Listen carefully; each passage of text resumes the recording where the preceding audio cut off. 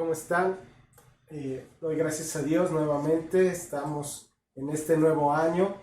Dios nos da la oportunidad, Dios me da la oportunidad de compartir con ustedes una nueva enseñanza, una nueva pequeña enseñanza. En estos tiempos difíciles que estamos viviendo, donde muchos todavía siguen en casa, no hay clases, algunos trabajos siguen cerrados. Qué bueno que Dios da estas herramientas para poder estudiar, para que podamos aprender, para que podamos seguir siendo alimentados con la palabra. Entonces, de verdad doy gracias a Dios que me permite compartir con ustedes. Estamos dándole continuidad a nuestra enseñanza que iniciamos el año pasado, que está basado en la primera carta de Pedro. Retomando un poco acerca de esta serie que le puse como nombre Una Esperanza Viva. Quiero tocar el punto de los tiempos que vivimos hoy en día, tiempos difíciles, estos tiempos de pandemia, y donde a muchas personas la esperanza, ¿sí? La esperanza se les ha terminado. Muchas personas a lo mejor están esperando que las cosas cambien en este nuevo año, ¿no? Ponen sus esperanzas en ciertas circunstancias. Pero ¿qué pasa en la vida del creyente? ¿Cómo camina el creyente? ¿Dónde tiene puesta su esperanza el creyente? El creyente debe caminar, debe esforzarse en una esperanza viva, una esperanza puesta en las promesas, ¿sí? No en personas, no en circunstancias, no en cosas naturales, sino en las promesas que vienen de parte de Dios, la parte de un Dios vivo. Por eso la serie se llama Una Esperanza Viva. Estas promesas que tienen que ver de parte de Dios para el creyente son muchas y están en la Biblia. La Biblia nos habla muchas veces acerca de esas promesas que tiene Dios para el ser humano, pero no para todo el ser humano, sino para el que le cree. Esas promesas que nos hablan acerca de que va a cuidar de nosotros, va a cuidar nuestro andar, Él será nuestra fortaleza. Él nos habla también de una esperanza en una vida eterna con Él. Entonces, esas son promesas que Dios tiene para todos los que son sus seguidores, para todos los que quieren ser verdaderamente discípulos de Cristo. Ahora, el mundo quiere colgarse de esas promesas, pero esas promesas son solamente para los creyentes, para los cristianos, para los seguidores de Cristo, para los que verdaderamente aman a Dios, ¿sí? Dios ha dado palabra acerca del cumplimiento de sus promesas. Por ejemplo, en el libro de Números dice un versículo: Dios no es hombre para que mienta, ni hijo de hombre para que se arrepienta. Él dijo y no hará, habló y no lo ejecutará. Entonces, esas promesas de que Él estará con nosotros hasta los fines de los tiempos son promesas que se van a cumplir y que se están cumpliendo. Entonces, los creyentes deben de ser verdaderos discípulos de Cristo. Deben demostrar verdaderamente su fe, ¿sí? Su fe en Dios, su fe en Cristo. Ahora, para mostrar esa fe, para mostrar que verdaderamente son discípulos de Cristo, el creyente tiene que pasar por pruebas, tiene que pasar por persecución, tiene que pasar por sufrimiento, por aflicción, y todo esto por ser verdaderos discípulos de Cristo. Por esto la carta del apóstol Pedro, la primera carta, nos da esas palabras de esperanza, nos da esas palabras de fortaleza para la vida del creyente, para su andar, su caminar en este mundo. Ahora, en esas pruebas, en esas aflicciones, esos sufrimientos, yo puedo mencionar dos puntos principalmente por la que vienen esas aflicciones. Uno, porque es la fe del creyente tiene que ser probada. Ese sería el primero. Su fe tiene que ser probada. Y dos, porque la aflicción, porque el sufrimiento, porque la persecución es por apartarnos de las cosas del mundo, apartarnos de lo que le gusta al mundo. Y entonces el creyente va a sufrir el rechazo, el ataque, la aflicción que viene del mundo. Entonces debemos de ser, el creyente tiene que ser probado en su fe. El creyente tiene que ser probado que es un verdadero discípulo de Cristo. Algunos piensan que es persecución cuando lo corrieron del trabajo, cuando su matrimonio no está bien, pero En muchas ocasiones, a lo mejor en el trabajo lo descubrieron haciendo fraude y por eso lo corrieron. En su matrimonio a lo mejor lo descubrieron coqueteándole a otra mujer y también lo descubrieron. Y entonces trajo consecuencias, pero eso no es una aflicción, eso son consecuencias por sus pecados. Eso son consecuencias por sus desobediencias. La verdadera aflicción, la verdadera persecución es cuando el creyente, ¿sí?, está dispuesto. El creyente ama a Dios y está dispuesto a obedecer a Dios en todo. Se mantiene fiel a los principios, a las verdades de la palabra. Entonces, es necesario, ¿sí?, que el creyente sea probado en su fe. Es buena la parte de la prueba en la vida del creyente, ¿sí? Nosotros entonces, el creyente camina en esa esperanza viva. ¿Por qué? Porque está basado en un Dios vivo, ¿sí? Y el creyente espera, ¿sí?, esa vida eterna con Él. Ahora, en el estudio que hemos tenido de esta primera carta, llegamos al capítulo número 4. Tocamos diferentes puntos sobre un tema en específico. ¿Cuál era? Aprovechar bien el tiempo, ¿sí? Tiempos difíciles, tiempos de persecución, tiempos de aflicción. Hay que aprovechar bien el tiempo. No hay que tirarnos a la depresión, quedarnos encerrados para que no salir y que nadie nos haga daño. No. Hay que aprovechar bien el tiempo. Y los temas que hemos visto, o los puntos que hemos visto, es apartarnos del pecado, hacer la voluntad de Dios, orar sin cesar, amar fervientemente, y el último que vimos fue ser buenos administradores. El día de hoy vamos a ver 2 versículos más del capítulo 4 que nos hablan de aprovechar bien el tiempo y que tiene que ver el ser como Cristo, ¿sí? El ser como Cristo. Todo creyente vive o debe vivir una vida consagrada, ¿sí? Y esa vida consagrada le va a traer cierta persecución, ¿sí?, en ese andar. Hay personas que se oponen a la verdad, hay personas que se oponen al Evangelio de Cristo, y entonces al oponerse a esa verdad, ¿sí?, se oponen también a una vida consagrada a Cristo. Entonces, esas personas que buscan oponerse, hablar mal acerca del Evangelio, son personas que van a buscar cualquier falta, cualquier falla en la vida del creyente para criticarlo. Entonces, ese es un tipo de persecución. Ahora, los versículos que vamos a estudiar nos habla acerca del fuego de prueba, ¿sí? Un fuego de prueba que estaba a punto de venir en la vida de la iglesia. Ahora, Pedro, ¿sí?, le da a los creyentes 4 instrucciones acerca de ese fuego de prueba que venía, que se acercaba. ¿Cuáles eran? Primero, regocijarse en el sufrimiento. Regocíjense en el sufrimiento, como lo vamos a ver hoy. Nuestro sufrimiento quiere decir gloria en el futuro, ¿sí? Esos son los 2 puntos que vamos a tocar, pero hay otros 2 que los vamos a ver en la siguiente enseñanza. Nuestro sufrimiento nos trae el ministerio del Espíritu Santo. Nuestro sufrimiento nos trae el ministerio del Espíritu Santo.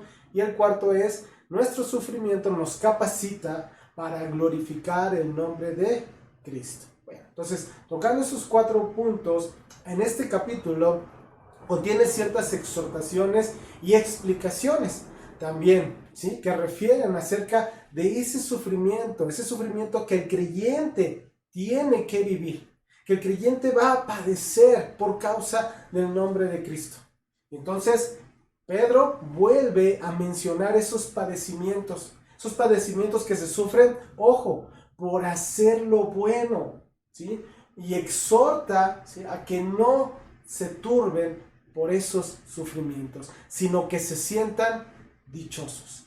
Ahora, los otros versículos que vamos a ver, que es versículo 12 y 13, pero hasta lo que es el último versículo de este capítulo 4, vemos dos motivos por lo que los cristianos sufren. El primero es porque los hombres, ¿sí?, van a atacar, van a afligir a los que son creyentes. Ese es el primer punto. Y el segundo punto por el cual vienen las aflicciones es porque vienen de parte de Dios. Porque como hijos, como creyentes, necesitamos disciplina de parte de Dios. Pero eso lo estaremos viendo más adelante. Yo me imagino que en 2 enseñanzas más. Entonces vamos a ver el versículo número 12 de la primera carta de Pedro, capítulo 4, versículos 12 y 13, que vamos a estudiar hoy. Dice así: amados, no os sorprendáis del fuego de prueba que os ha sobrevenido, como si alguna cosa extraña os aconteciese, sino gozaos, gozaos por cuanto sois participantes de los padecimientos de Cristo, para que también en la revelación de su gloria os gocéis con gran alegría. Esos son los dos versículos que vamos a estudiar. Y ahí el punto importante de esta enseñanza. Nos dice que nos gocemos por ser participantes de los mismos padecimientos de Cristo. Por eso la enseñanza le puse el título de ser como Cristo. La persecución no es algo extraño en la vida del creyente. A través de la historia, ¿sí? El pueblo de Dios ha sufrido a manos de los no creyentes, de los que no son su pueblo, ¿sí? Los creyentes siempre van a ser diferentes a los no creyentes. Y esta diferencia produce un estilo también de vida diferente. Vamos a ver lo que nos dice la palabra en la segunda carta a los Corintios, capítulo 6, versículos 14 al 18. Dice de la siguiente forma: no os unáis en yugo desigual con los incrédulos, porque ¿qué compañerismo tiene la justicia con la injusticia? ¿Y qué comunión la luz con las tinieblas? ¿Y qué concordia Cristo con Belial? ¿O qué parte del creyente con el incrédulo? ¿Y qué acuerdo hay entre el templo de Dios y los ídolos? Porque vosotros, hablando de los creyentes, sois el templo del Dios viviente. Como Dios dijo: habitaré y andaré entre ellos, y seré su Dios, y ellos serán mi pueblo. Por lo cual, dice ahí, salid en medio de ellos y apartaos, dice el Señor, y no toquéis lo inmundo, y yo os recibiré. Y seré para vosotros por padre, y vosotros me seréis hijos e hijas, dice el Señor Todopoderoso. Aquí no nos está hablando de que nos vayamos a un lugar lejos, inhabitado, para que no tengamos contacto con el mundo. No, se está refiriendo a que tomemos esa decisión de apartarnos de las cosas mundanas, de todo aquello que nos puede arrastrar a alejarnos de Dios. ¿A qué me refiero? Mentira, orgullo, placer, deseos de conseguir más. De eso nos tenemos que apartar. La vida del creyente tiene que estar edificada en la verdad, en la humildad, en la santidad y ese gran deseo de glorificar solamente a Dios. Entonces, por eso viene la primera exhortación: gozarnos en esa persecución. Dice el versículo 12 entonces: amados, no os sorprendáis del fuego de prueba que os ha sobrevenido, como si alguna cosa extraña os aconteciese. En primer lugar nos dice amados. Entonces se está refiriendo a los que verdaderamente son sus discípulos, a los que también le aman con todo su corazón, aquellos dispuestos a dejar las cosas del mundo con tal de seguirle a Él. Entonces esa llamada de atención, esa exhortación es para el creyente. Y les dice: no te sorprendas del fuego de prueba. Cuando habla de esa sorpresa dice: no te sea extraño, ¿sí? ¿Por qué? Porque sí, vas a sufrir, va a haber persecución, va a haber aflicción de parte del mundo, ¿sí? Pero no te sorprenda, que no sea algo extraño. Y cuando habla de ese fuego de prueba, nos está hablando de forma metafórica acerca de las pruebas, acerca de las persecuciones, ¿sí? De cómo el creyente va a manejar su vida, ¿sí? Dando testimonio en medio de esa persecución. Existen muchos textos bíblicos que confirman que la persecución, que el sufrimiento son normales para los seguidores de Cristo. Y son los medios, y aquí viene la parte importante, son los medios que Dios utiliza para enseñarnos a ser más como Cristo. El tema es ser como Cristo. Las pruebas, las aflicciones son los medios que utiliza Dios. Son los medios que utiliza el Padre para que seamos más como Cristo. Dios lo permite en nuestra vida. Lo permite para que confiemos plenamente en Él, para que recibamos ese consuelo, para que recibamos esa fortaleza, para que caminemos en esa esperanza viva. Dice la carta a los Hebreos en el capítulo 5, versículo 8, hablando acerca de nuestro Señor Jesucristo. Y aunque era hijo, por lo que padeció, aprendió la obediencia. También así es en nuestra vida. Si nuestro Señor Jesucristo lo tuvo que vivir, ¿Por qué nosotros no? ¿Por qué el creyente no? El creyente también necesita padecer, necesita sufrir, necesita ser afligido. ¿Para qué? Para aprender la obediencia. Entonces, hablar de ese fuego de prueba, estamos hablando de una prueba que purifica. Una prueba que va a purificar nuestra fe. Es un método, cuando habla de esa purificación, es el método que se utiliza para refinar. Refinar, por ejemplo, los metales. Vamos a ver algunos versículos que nos hablan de esto, como el Salmo 66:10, que dice: porque tú nos probaste, oh Dios, nos ensayaste como se afina la plata.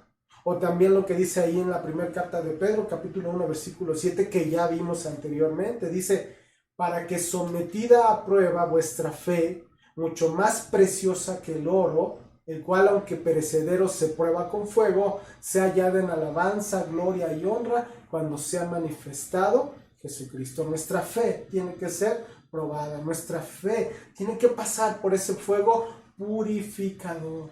Entonces, este conflicto, esta situación que vive el creyente, esta prueba, este padecer, está ilustrado en toda la Biblia.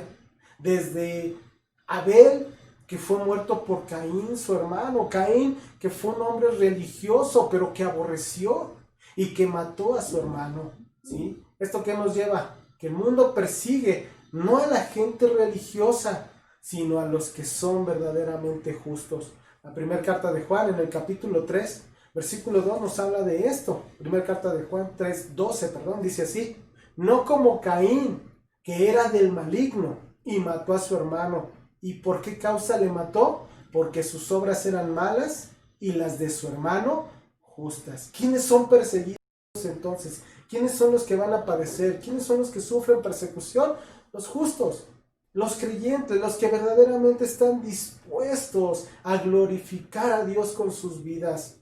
El enemigo siempre ha buscado, ¿sí?, atacar a Dios, ¿sí?, lastimando a su pueblo desde el principio. ¿Sí? Los creyentes son extranjeros y peregrinos en este mundo que le pertenece a Satanás, al príncipe de este mundo. Y entonces todo lo que glorifica a Dios en la vida del creyente va a enfurecer al enemigo, y el enemigo va a buscar atacar. Entonces es necesario que el creyente, ¿sí?, padezca esa persecución, pero que no le sea extraño, sino que es parte de afirmarlo en su fe. Nuestro Señor Jesucristo también les enseñó esto a sus discípulos. Les enseñó que deberían de esperar esa oposición, esa persecución de parte del mundo. Lo dice en el Evangelio de Juan, capítulo 16, versículo 33, que dice de la siguiente forma: estas cosas os he hablado para que en mí tengáis paz. En el mundo tendréis aflicción, pero confiad, yo he vencido al mundo. ¿Quién nos habla? En el mundo tendréis aflicción. El mundo va a traer aflicción a la vida del creyente. El mundo va a buscar afligir a la vida del creyente. Pero cuando el creyente verdaderamente se mantiene en esa obediencia a Dios, fue mediante esa muerte en la cruz del Calvario que nuestro Señor Jesucristo, ¿sí?, y su resurrección venció al pecado y venció al mundo. Por eso dice: confiad, yo he vencido al mundo. Cuando Él resucitó, Él venció la muerte, Él venció al mundo. Entonces Pedro utiliza en este caso la imagen del fuego como ese proceso refinador de nuestra fe. No como un castigo, sino como un proceso para refinar, para que nuestra fe sea probada y salga lo mejor de nosotros, lo mejor que solamente puede venir de Cristo en nuestra vida. Entonces, aquí hay una parte importante. No todas las dificultades en la vida, ¿sí?, son necesariamente ese fuego de prueba. Hay algunas dificultades que simplemente son parte de la vida humana y que de todos modos todos tendremos que pasarlas, todos tendremos que vivirlas. La verdadera persecución es cuando nosotros nos mantenemos en esa obediencia a la palabra de Dios. Hay algunas dificultades que el creyente se acarrea, pero por su desobediencia, por su pecado. Ese tampoco es el fuego de prueba. El verdadero fuego de prueba que menciona Pedro surge cuando el creyente es fiel a Dios y está dispuesto a defender lo correcto. Ahí es verdaderamente donde viene ese fuego de prueba. porque llevamos el nombre de Cristo, ¿sí?, en alto, ¿sí? Por eso el mundo nos va a atacar, por eso el mundo ataca al creyente. Nuestro Señor Jesucristo también les dijo a los discípulos que la gente los perseguiría, como a Él lo habían perseguido. Vamos a verlo. Evangelio de Juan, capítulo 15, versículos 20 y 21. Dice así: acordaos de la palabra que yo os he dicho. El siervo no es mayor que su Señor. Si a mí me han perseguido, también a vosotros os perseguirán. Si han guardado mi palabra, también guardarán la vuestra. Mas todo esto os harán por causa de mi nombre, porque no conocen al que me ha enviado. Las pruebas, la persecución no son casualidades, no son accidentes, son parte del plan de Dios para la vida del creyente. Y al ser parte del plan de Dios, también quiere decir que Dios tiene el control de todas las cosas. Y al tener Dios el control, va a resultar en nuestro bien. Va a ser algo beneficioso para nosotros. Romanos 8:28 lo dice. Dice, y sabemos que a los que aman a Dios, todas las cosas les ayudan a bien. Esto es, a los que conforme a su propósito son llamados. Entonces esas pruebas, esas aflicciones, esa persecución no debe ser algo extraño para nosotros. No tiene que ser algo desconocido, no tiene que ser algo ajeno. Tiene un propósito para la vida del creyente. Entonces Pedro nos dice que debemos considerarlo como una experiencia normal, una experiencia cristiana normal, el pasar por esas pruebas, el pasar por esas aflicciones. No podemos esperar un mejor trato que el que recibió nuestro Señor Jesucristo como Salvador. Dice segunda carta a Timoteo, capítulo 3, versículo 12. Y también todos los que quieren vivir piadosamente en Cristo Jesús padecerán persecución. Vivir piadosamente en Cristo Jesús. Vivir justamente, vamos a padecer persecución, ¿sí? Debemos entender que nosotros no vamos a pasar estos tiempos mejor de lo que pasó nuestro Señor Jesucristo. No, a nosotros también nos toca padecer por causa de su nombre. Ahí mismo, primera carta de Pedro, capítulo 2, versículo 21, nos dice, pues para esto fuisteis llamados, porque también Cristo padeció por nosotros, dejándonos ejemplo para que sigáis sus pisadas, ¿sí? El enemigo no va a atacar a aquellos que se dicen creyentes solamente de nombre, no. El enemigo va en busca de aquellos que verdaderamente están dispuestos a esforzarse por causa de Cristo. Y entonces pasamos a lo que dice el versículo 13. Regocíjense en el sufrimiento. Dice así, versículo 13, sino gozaos por cuanto sois participantes de los padecimientos de Cristo, para que también en la revelación de su gloria os gocéis con gran alegría. Nuestro sufrimiento del creyente quiere decir comunión con Cristo. Y entonces el llamado es gozaos. Para el mundo va a parecer locura. ¿Cómo es que estás sufriendo y te gozas? Sí, para el mundo es locura. Para nosotros sabemos que no es así. Para nosotros el sufrir por Cristo es un honor, es un privilegio, ¿sí? Que nos ataquen, que nos digan por causa de ser fieles a Cristo, es un privilegio. Dice Filipenses capítulo 1, versículo 29, porque a vosotros os es concedido a causa de Cristo, no solo que creáis en Él, sino también que padezcáis por Él. Es parte natural en la vida del creyente. Es un privilegio. Se nos ha concedido que padezcamos también. Dice también Filipenses 3:10, a fin de conocerle y el poder de su resurrección y la participación de sus padecimientos, llegando a ser semejante a Él en su muerte. No todo el creyente tiene el privilegio, la madurez para que Dios, ¿sí?, le pueda confiar esa experiencia de padecer por causa de Cristo. No todos tienen la madurez. Así es que los que estén pasando por una aflicción, por persecución, por causa del nombre de Cristo, es un privilegio que solamente Dios nos puede dar. Dice, por ejemplo, lo tenemos en el libro de Hechos, en el capítulo 5, versículos 41 y 42, cuando estaban prisioneros los apóstoles y fueron golpeados, fueron azotados y después los soltaron. ¿Cómo salieron ellos? ¿Todos tristes, todos afligidos? No, vamos a leer qué dice Hechos capítulo 5, versículos 41 y 42.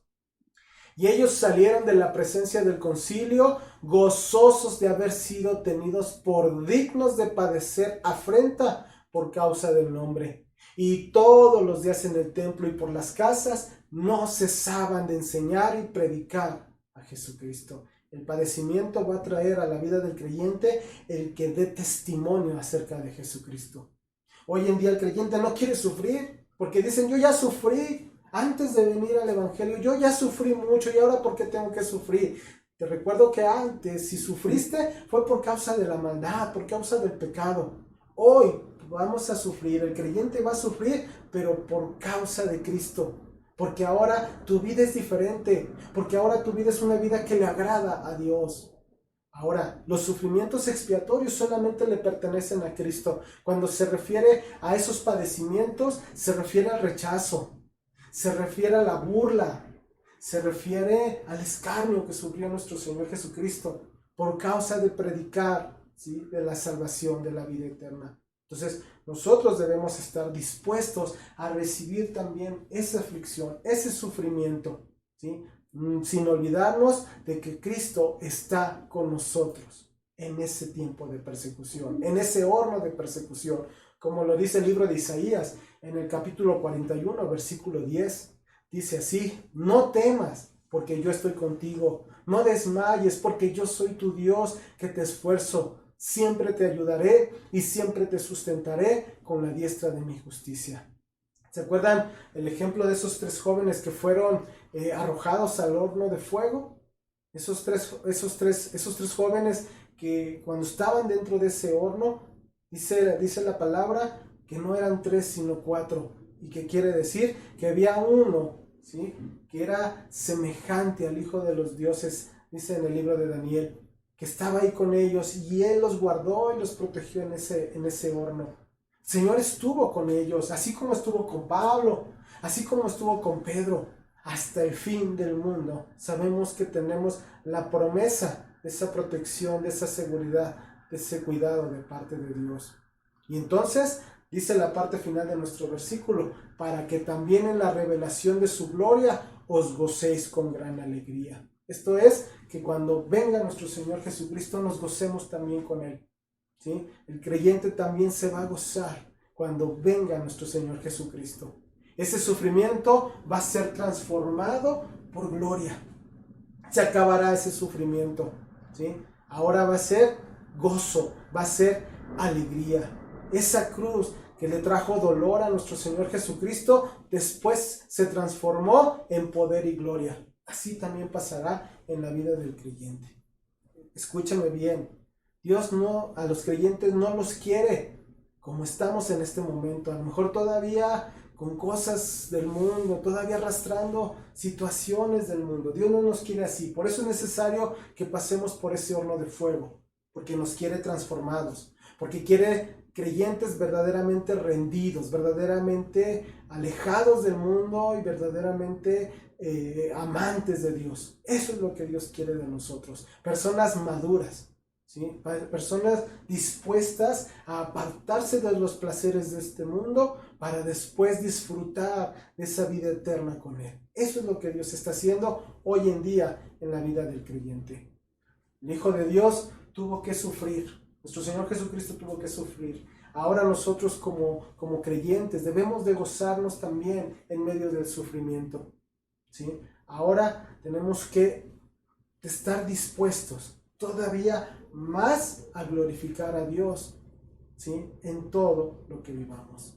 Cuando nuestro Señor Jesucristo vuelva a esta tierra por su pueblo, ¿sí?, Él se va a revelar como el Dios Todopoderoso. Y los que padecen, serán honrados con Él en la eternidad. Muchas gracias, hermanos, de verdad. Doy gracias a Dios porque pude estar con ustedes un día más. No sé cuánto Dios me permita estar, pero en el tiempo que Dios quiera, voy a seguir compartiendo de la palabra. Dios les bendiga, cuídense mucho y nos estamos viendo. Gracias.